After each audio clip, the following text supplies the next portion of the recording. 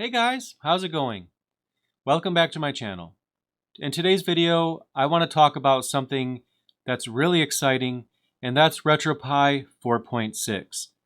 It's exciting to me because I collect classic games. I actually have a pretty good collection, probably somewhere around 800 physical games, over 20 game consoles. I just keep buying classic games at flea markets, secondhand stores, things like that. It's a really fun hobby to collect classic games, and RetroPie is a fantastic distribution for allowing me to enjoy the classics on modern televisions. Now, RetroPie 4.6 was recently released, and the big highlight this time around is support for the Raspberry Pi 4.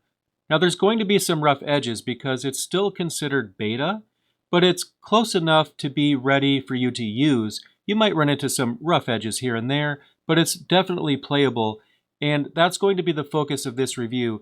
I basically wanted to show off RetroPie 4.6 running on the Raspberry Pi 4, which is going to give us the ability to run games that we normally wouldn't be able to run. So let's go ahead and check out some gameplay and some footage from RetroPie 4.6.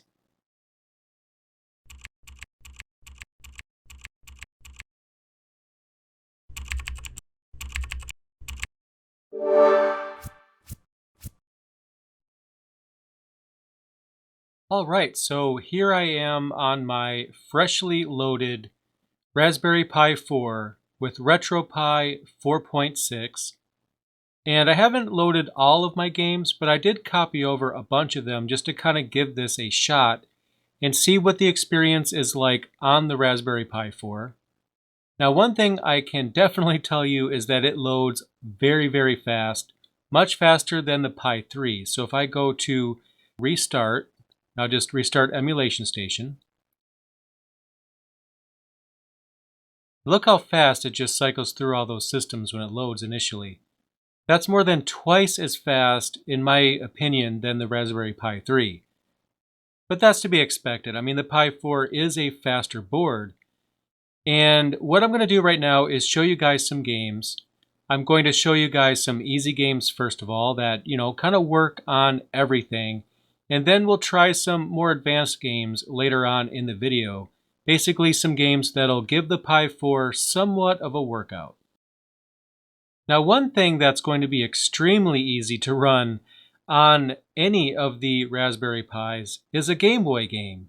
But, I guess I'll start with something easy like I mentioned. And, the theme for me lately, ever since we're in pretty much pandemic mode right now, is I'm spending a lot more time indoors playing games because I can't go out as much. And I've vowed to complete as many games that have been on my backlog as I possibly can. And Dragon Warrior Monsters 2 is actually one of those games that's been on my backlog, well, pretty much since it's come out. I'm a huge Dragon Warrior fan, so I love this game, but for one reason or another I kept getting sidetracked. And actually I've been able to finish this game recently, which is actually pretty cool. You can see some of the new notifications on the bottom left. The notification style has been improved there in the new version. And then we could check out my save file. Again, I've just beaten this game actually. And if I continue my game, you can see just about how much time I've spent on this. And of course I have a character named Zool because there is only Zool. Everybody knows that. You can see the monsters that I have here on my team, but I'll go ahead and load the game. And this is post-game, so basically I'll go ahead and open up the menu here. And you can see the monsters that I have here. I'm in the process of leveling them up, but I have beaten the game, which is pretty cool. And one of the things I love most about this game is that there are randomly generated worlds in this game as well. The Magic Key worlds, like this one, are going to be different from one cartridge to the next. Again, they're randomly generated. That's pretty nifty for a Game Boy game of all things to have something so complicated. I'm sure they have a pretty easy algorithm compared to newer random games like maybe the older Diablo or something, but you can see that it runs very well. Obviously this is just a Game Boy game, so of course it's going to run very well because it doesn't take that much horsepower to run something like a Game Boy game. And here we're in a battle, so I'm just going to go ahead and destroy these monsters right here. My team will make quick work of these guys.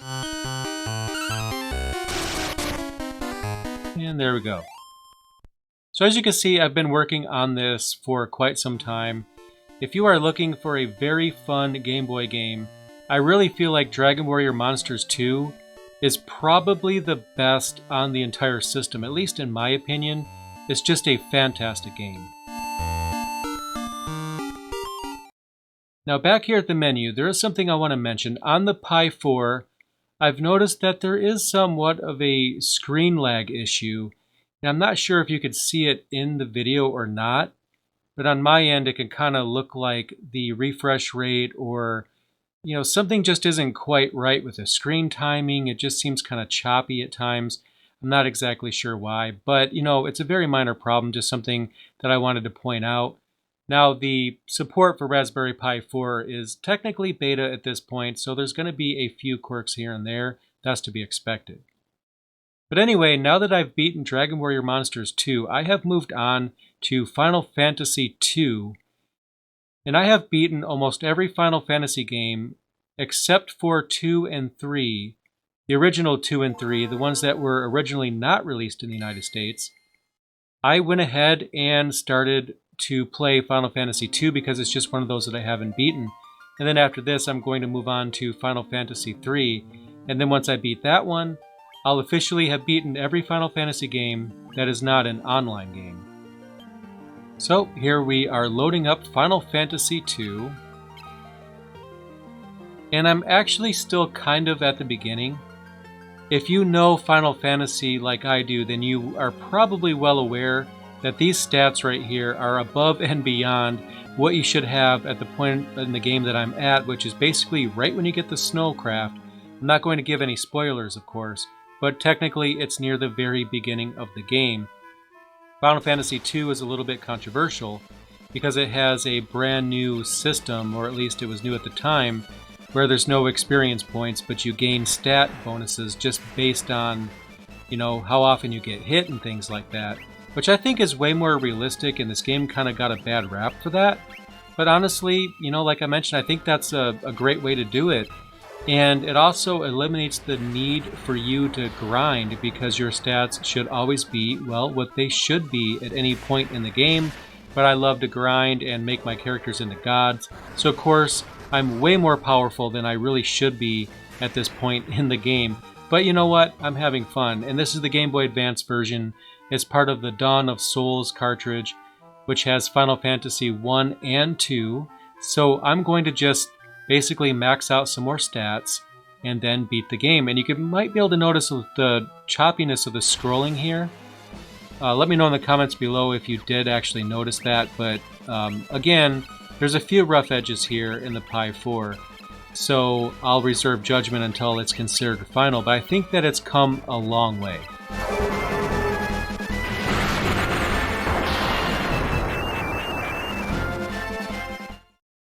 Now, obviously, it doesn't take much to run a Game Boy Advance game because, that's just not hard to emulate. So let's go ahead and kick it up a notch and try a different system. Now, one thing I want to try for sure is Nintendo 64. And actually, I have not tested this yet, not even off camera. I'm a little nervous. I don't know exactly what's going to happen here because this may fail miserably. It may work just fine. I have no idea what to expect here. Let's go ahead and see if this works.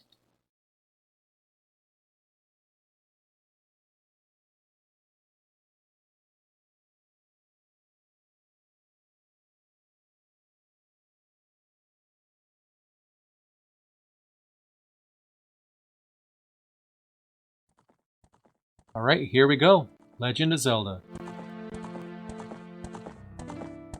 Now, unfortunately, I can't hear the audio, so I don't know if it's glitchy or not. But, visually, it looks fine to me. I can notice a little bit of stuttering here in the graphics, but this basically didn't run at all on the Pi 3. So I think the very fact that this runs at all here is actually really cool. I don't have a save file on here, so I'm basically just letting the intro play, which I think is enough to get an idea of just how well this is going to emulate.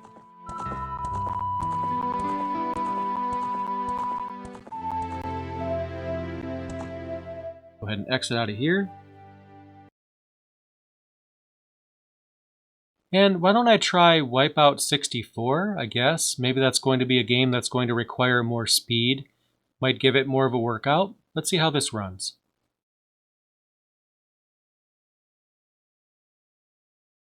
And so far, not at all. It's just a black screen. Nothing seems to be happening. So, there you go. Your results might vary a little bit here, but that was Wipeout 64, or what would have been Wipeout 64. Let's check out, why not? Super Smash Brothers. Me as well. See if that runs. Well, it's definitely getting further than the previous game.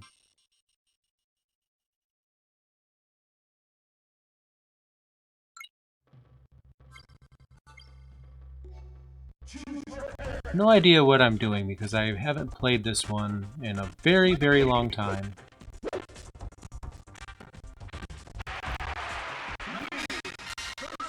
Wow, mirror match. Link versus Link. Who's going to win? Is it going to be Link or maybe Link?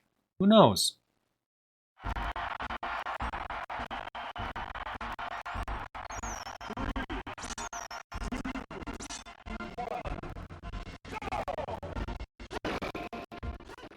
Now, one thing I really wanted to test on the Pi 4 is a PSP game, specifically Star Ocean Second Evolution. I'm a big fan of JRPGs, if you didn't already know.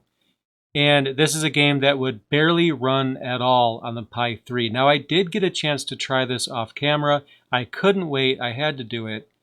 And I'll show you where it starts to break down on the Pi 3. And I've had no problems running this game at all on the Pi 4. It's a huge difference from the previous model. So I'll skip the opening here.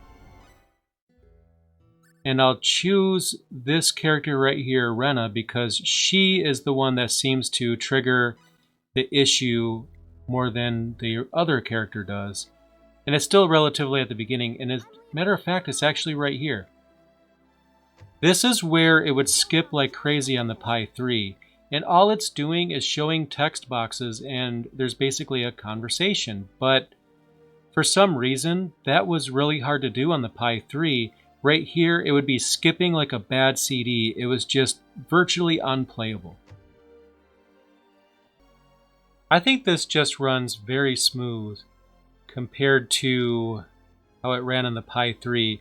And ignore the controls, I'm just using a Switch controller and it's not fully supported. It's actually not even a name brand Switch controller, it's more of an offshoot. But, it gets the job done, I guess. I noticed some of the choppiness here in this FMV. Sacred forest just makes me feel refreshed. I think I'll try going in a little further today. What's the worst that can happen?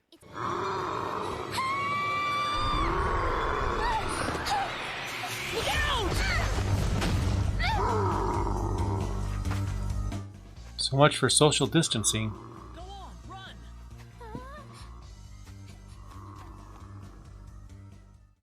And this battle right here would skip on the Pi 3, the very first battle of the game. And here it actually runs very well, and it even looks better than the previous version as well. It's like the graphics are clear for some reason. I'm not exactly sure what the difference is, but something about the Raspberry Pi 4 version of this, or maybe it's just the new version of RetroPie, just handles graphics a little bit better. It just seems a little bit more crisp in my opinion. Moving on from there, let's go make some crazy money. What do you say? Let's play some Crazy Taxi. And this one does have a little bit of a performance lag issue, but it runs pretty well considering it's a Raspberry Pi. So I did have a chance to check this one off camera. And you'll see what I mean in just a moment. Now I'm going to warn you, I'm not going to play well because this Switch controller, the L2 and R2 equivalent buttons are not supported for some reason, so I had to map those buttons to very weird buttons, so it's going to be kind of hard to control. But enough excuses, let's get started. It's party time. Let's have some fun. All right, let's go make some crazy money. Go ahead and pick a car and drive. Alright, so I am going to pick this character right here. I always use him because he's the coolest of the 4 characters. Everybody knows that. He's awesome. It's time to make some crazy And let's see how money. bad I'm going to suck with this weird controller arrangement. At least not as bad as last time so far.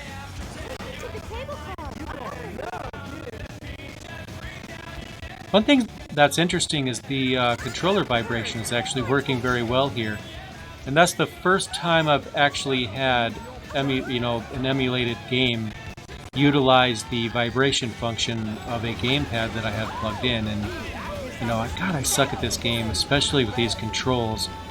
I didn't have a better controller with me, but you get the idea. I think it runs fine. There's a little bit of lag here, especially in the audio, but it does the job. It actually works far better than the previous version.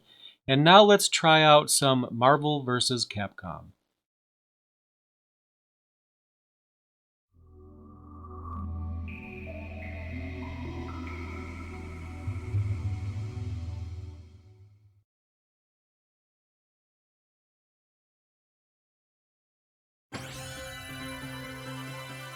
Alright, I must have seen this Capcom intro 1,000 times by now. It was even the same on the PS1 back then. Capcom presents. Alright, here it goes. Mega Man. Always loved these 2 characters. Just awesome to see Mega Man in a fighting game at the time. I mean, how cool was that? That was awesome. And also Strider as well. That's one of my favorite games. Always loved Strider. Ready. Fight. And here we go.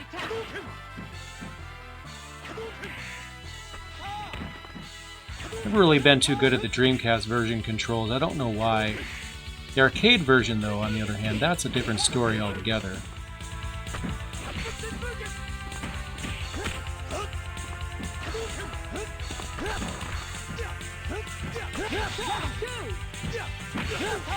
I can't seem to pull off his super move here. Don't know why. Ouch. And I'm pretty much getting destroyed.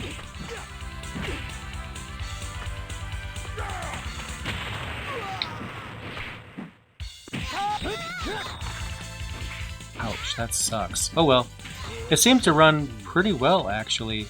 And this has always been one of my favorite fighting games. Even if I'm not very good at it, I still have a lot of fun playing this one. So, there you have it. That was my review of RetroPie 4.6. Again, the focus was on the Raspberry Pi 4 support, which is the feature I'm most excited about. Again, there's going to be some rough edges, but that's no surprise. They mentioned that right in the release notes. But if you go ahead and use RetroPie 4.6 and keep it updated, any fixes the developers provide will make its way into your installation, so it's just going to get better and better from here. Now, in addition to support for the Pi 4, there's of course other features. Another one that I think is pretty cool is that you're supposed to be able to run games directly off of CDs by, putting a game in your CD-ROM drive if you have one. And then you can even rip the game from the CD as well, which is actually pretty cool. And there's some other improvements here and there. They've actually made quite a few under-the-hood changes here. And RetroPie 4.6 is a great release that I highly recommend you check out. If you're like me and you love the classics, definitely give this distro a shot. Building your own retro game console is a very, very fun project. And especially considering we're all in quarantine mode, or at least most of us right now, I think it's, there's never been a better time to build something like a retro gaming machine that, might give you a little bit of extra leisure time while you're in quarantine. So with that said, I hope you enjoyed that, guys. Let me know in the comments below if you have any thoughts on RetroPie, and I'll see you in the next video.